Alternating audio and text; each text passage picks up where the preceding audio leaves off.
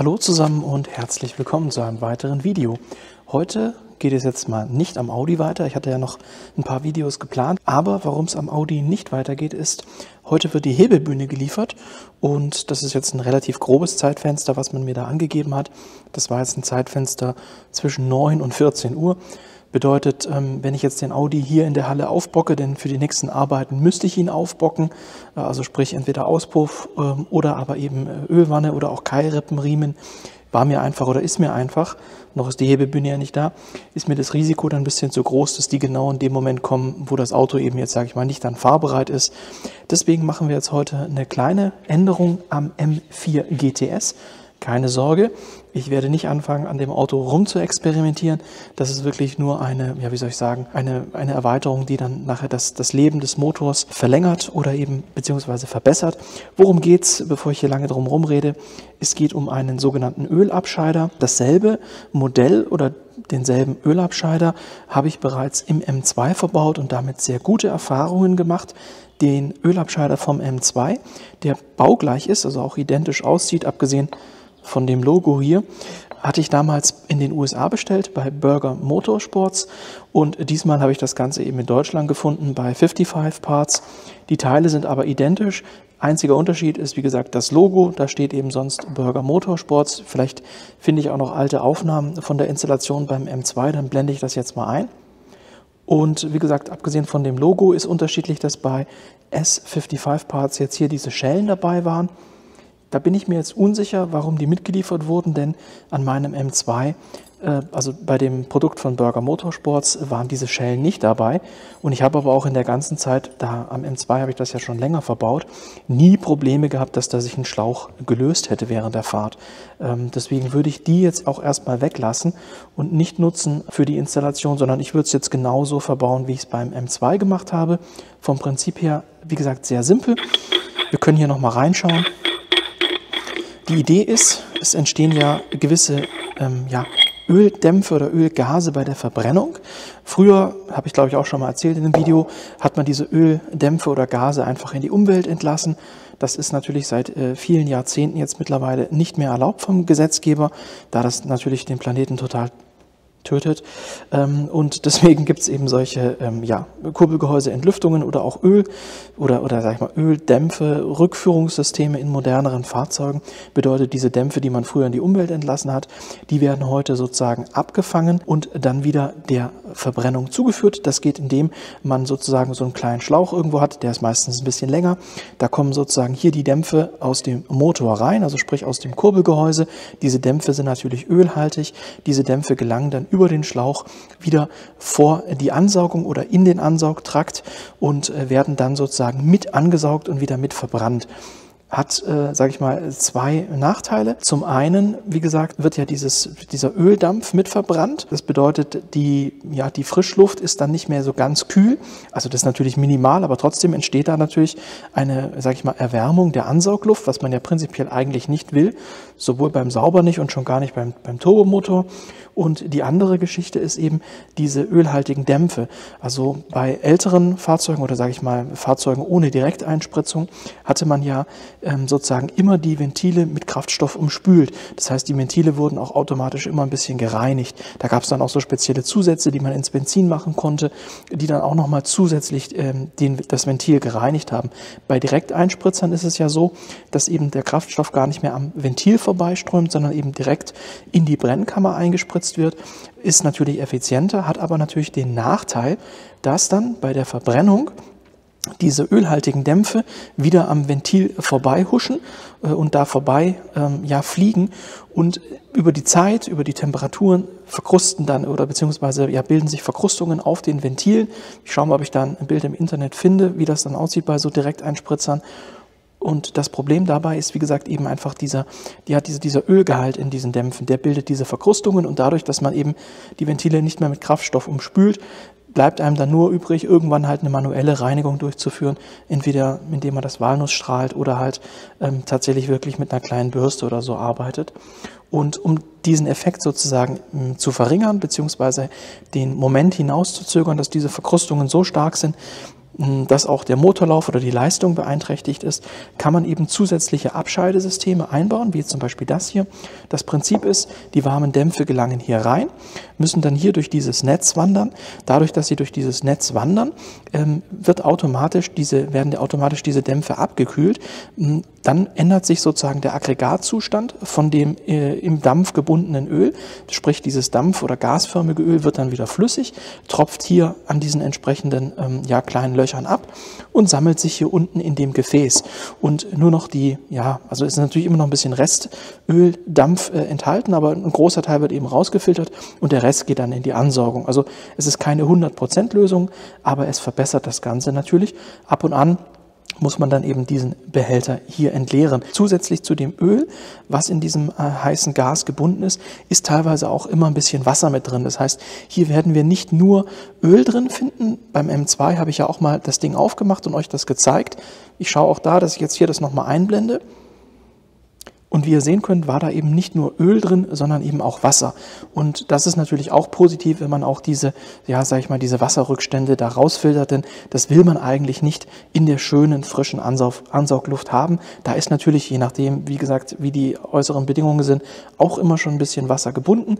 Aber im Idealfall hat man halt trockene, kalte Luft und das ist, das beste Gemisch für den Motor. Wobei auch da, kann man natürlich so pauschal eigentlich auch nicht sagen, weil so ein bisschen Wasser ist ja auch nicht schlecht, kühlt wieder zusätzlich. Also auf jeden Fall wichtig ist eben, dass man diese Öldämpfe da sozusagen ein bisschen filtert, sprich also, dass man weniger von diesem Öl wieder der Ansaugung und der Verbrennung zuführt. So, jetzt haben wir ganz viel darüber gelabert und jetzt hätte ich gesagt, fange ich an, das Teil hier einmal zusammenzubauen. Also hier muss man nichts machen, das schraubt man einfach wieder zusammen. Das muss man halt nur ab und an wechseln. Und dann haben wir zwei Anschlüsse, einen kleinen und einen großen. Da kann man auch nicht wirklich was falsch machen. Das eine ist sozusagen der Eingang, das ist der etwas größere. Und das kleinere ist der Ausgang. Der geht dann wieder in Richtung Ansaugung und führt eben diese, in Anführungszeichen, gefilterten Dämpfe wieder zurück, beziehungsweise packt die eben vor den Turbolader, wo die dann angesaugt werden können. So, und wie gesagt, ich schraube das jetzt einmal zusammen und dann springen wir ans Auto und ich zeige euch, wo und wie man das verbaut. Ich werde hier nicht anfangen, irgendwas groß an dem GTS zu verändern, sondern das ist jetzt wirklich nur eine Maßnahme, um eben, wie gesagt, den Motor zu schonen und das Ganze, sage ich mal, etwas langlebiger zu gestalten. Als erstes muss hier die Verkleidung runter, diese Plastikverkleidung, die ist hier nur so aufgeklipst. Das ist identisch zum M2 oder zum M3.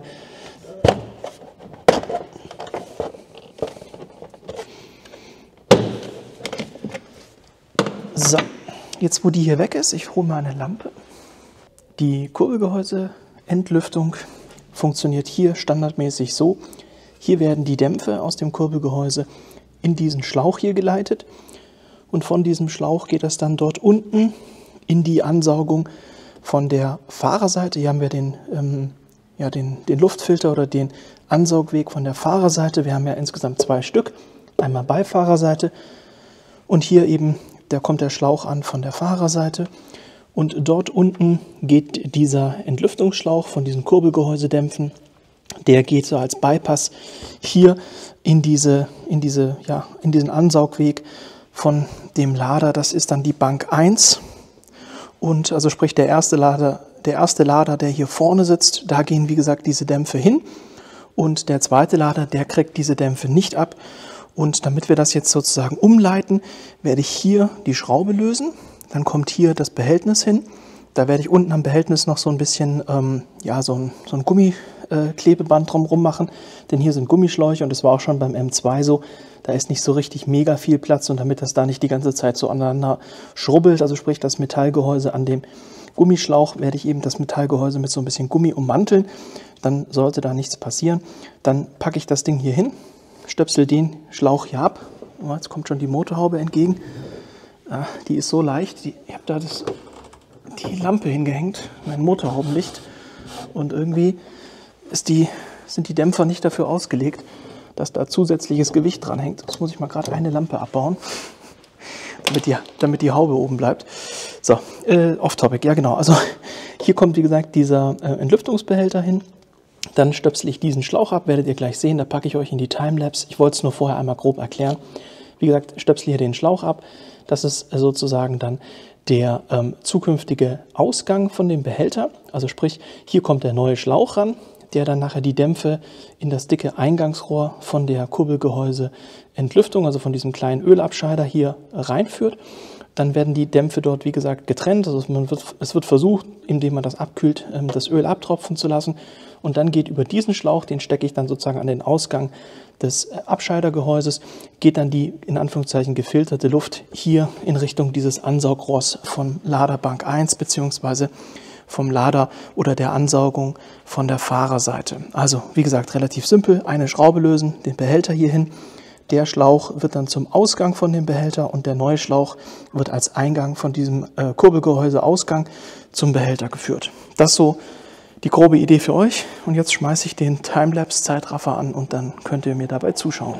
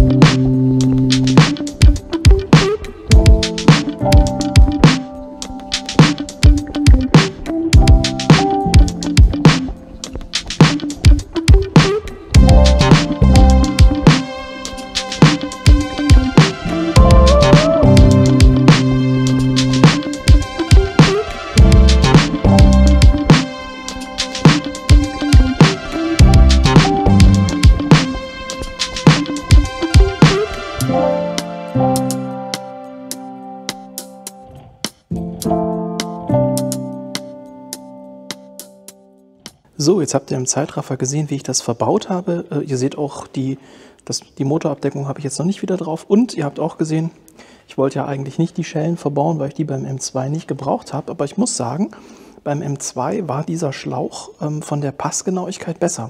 Also sprich, der hat hier einfach, sage ich mal, mehr Zug drauf gehabt. Der ging nicht so leicht rauf und auch nicht so leicht runter. Der hier war jetzt doch relativ weich und da war mir dann das Risiko zu groß, dass es sich dann vielleicht doch verabschiedet. Deswegen habe ich jetzt doch hier diese Schelle drum gemacht. Sieht natürlich wirklich nicht so geil aus, aber ja gut, so ist es halt. So, und hier unten, da habe ich jetzt auch die Schelle ran gemacht. Und das andere ist ja Gott sei Dank so ein Steck- bzw. Klicksystem. Also hier bei dem Original, den schiebt man einfach nur drauf. Wobei der jetzt so ein bisschen schief aussieht. Da muss ich vielleicht nochmal nachdrücken, dass der ganz einrastet. Ansonsten könnte man natürlich auch die Domstrebe abnehmen, um das zu montieren. Dann kommt man hier ein bisschen besser hin, aber man kriegt das da auch hier unten. Ne, habt ihr ja gesehen, ich habe das hier so leicht eingefädelt. Das geht auch. Dann das Ding habe ich jetzt hier mit Drehmoment wieder angezogen. Ich habe da jetzt auf die Schrauben 25 Newtonmeter gegeben. Wie viel da BMW vorschreibt, weiß ich nicht, aber ich denke 25 Newtonmeter ist ein ganz guter Wert. Ist ja auch keine mega große Schraube und so richtig viel halten muss es da nicht. Insofern, das sollte passen. Zudem habe ich ja nur die eine Schraube gelöst und wieder festgemacht. Wo es eben immer ein bisschen tricky ist, deswegen hatte ich das ja auch mit Gummi ummantelt. Ich weiß nicht, ob ich das jetzt eingefangen bekomme da unten. Na doch, da am Rand kann man es ein bisschen erkennen. Habe ich ja den Behälter mit Gummi ummantelt, weil der Behälter eben hier direkt an diesem Schlauch anliegt. Und das ist halt auch, wie gesagt, vom Platz hier einfach ein bisschen eng. Und deswegen habe ich das unten mit Gummi eingefasst, damit das eine ganz weiche Kante ist, damit da nichts passiert. Das ist auch tatsächlich schon erprobt, also sprich im M2 fahre ich das schon so sehr, sehr lange. Und da ist nichts passiert, der Schlauch ist immer noch in einwandfreien Zustand. Das heißt, das kann ich euch empfehlen, das funktioniert, das ist erprobt. Wenn ihr da unten so ein bisschen Gummiband um diesen Behälter macht, dann passiert da gar nichts mit den Schläuchen. Und ansonsten müsst ihr den Schlauch halt einfach so vorsichtig ein bisschen zurückdrücken. Sobald der Behälter da einmal sitzt, passt das auch mit dem Schlauch, dann kann der nirgends anders mehr hin. Ja, das war's. Wie gesagt, eine relativ schnelle Geschichte, hat aber hoffentlich einen großen Effekt, indem eben, wie gesagt, diese ölhaltigen Dämpfe entsprechend reduziert werden. Das heißt also weniger Öl in der Ansaugluft vorhanden ist, und dadurch, dass weniger Öl in der Ansaugluft vorhanden ist, wie am Anfang ja bereits erwähnt, haben wir natürlich auch weniger Verkorkungen an den Ventilen, und das bedeutet, dass der Motor länger und besser gut im optimalen Fenster läuft. Irgendwann wird man bei so einem Direkteinspritzer, auch wenn man guten Sprit fährt, also ich fahre ja auch immer dieses Benzin mit möglichst wenig Bioethanolanteil. Trotzdem wird irgendwann einfach mal der Zeitpunkt kommen, wo man eben so einen Motor reinigen muss, beziehungsweise eben die Ansaugwege, also sprich ja, die Brücke oder beziehungsweise den Zylinderkopf, die Ansaugwege im Zylinderkopf, oder weil das Plastik ist, weiß ich gar nicht, inwiefern das man dann da gut hinkriegt oder ob man das tauschen muss. Und eben noch viel wichtiger, die Ventile, dass die dann wieder sauber sind. Das war's jetzt mit dem heutigen Video. Ich hoffe, es war was Hilfreiches für euch dabei. Diese Ölabscheider, wie gesagt, gibt es auch universell. Das muss jetzt nicht von 55 Parts sein. Es muss auch nicht von Berger Motorsport sein. Ich habe jetzt beides schon mal ausprobiert. Sind baugleich. Lediglich dieser Schlauch, wie gesagt, der war bei Berger Motorsport so gefühlt ein bisschen steifer und hat besser gepasst. Aber ansonsten konnte ich jetzt keinen Unterschied feststellen. Und dann müsst ihr eben dran denken, dass ihr das ab und an mal ausbaut und leert. Es wird spätestens alle 10.000 Kilometer mal reingucken, das schadet nicht. Es kommt natürlich auch immer ein bisschen auf die Fahrweise drauf an. Wenn ihr viel Kurzstrecke fahrt, wird sich dann natürlich deutlich mehr absetzen, als wenn ihr Langstreckenfahrten macht. Aber ich denke, so alle 10.000 Kilometer mal reinzuschauen, ist ein guter Richtwert. Insofern, wie gesagt, ich hoffe, es war was Hilfreiches für euch dabei. Würde mich freuen, wenn ihr auch im nächsten Video wieder mit einschaltet. Bis dahin euch eine gute Zeit und ciao.